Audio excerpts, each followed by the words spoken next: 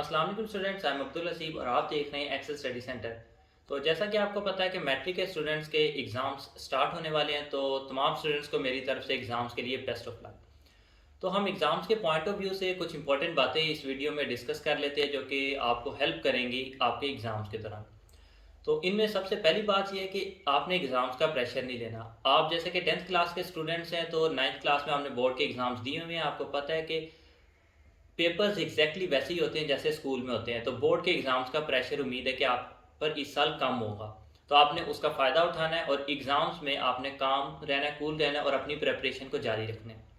और सेकंड चीज़ कि जब आप एग्ज़ाम्स की तैयारी करने के लिए बैठें बिटवीन द हॉलीडेज़, यानी कि 4 को आपका जैसे कि फर्स्ट पेपर है, उसके बाद नेक्स्ट पेपर हॉलीडेज़ के बाद होगा, तो उन हॉलीडेज़ में आपने ये नहीं है कि फुल डिटेल स्टडी में चले जाना है। आपने रिवीजन सोच के करना है, रिवीजन करनी है उनकी। ये नहीं है कि आपने अपने ज़हन में ये नहीं सोचना कि मैंने दोबारा से तैयारी करनी है। तैयारी आपने पूरा साल की हुई है, बस रिवीजन करनी है और अपने ऊपर कॉन्फिडेंस रखना है और एग्ज़ाम्स के लिए तैयारी करनी है।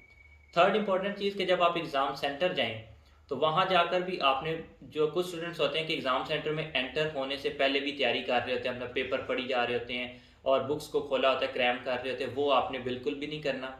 और अपने ऊपर कॉन्फिडेंस रखें, इंशाल्लाह आपका पेपर काफ़ी ज़्यादा अच्छा होगा। और फोर्थ थिंग ये कि आपने अपने पाउच को एक रात पहले ही रेडी करना है, उसमें अपनी पेंसिल्स, पेन, स्टेशनरी को कंप्लीट करना है। रोल नंबर स्लिप भी आपको चाहिए कि आप अपने पाउच में ही रख लें ताकि नेक्स्ट डे कहीं आप भूल ना जाए एग्ज़ाम सेंटर में लेके जाने से पहले।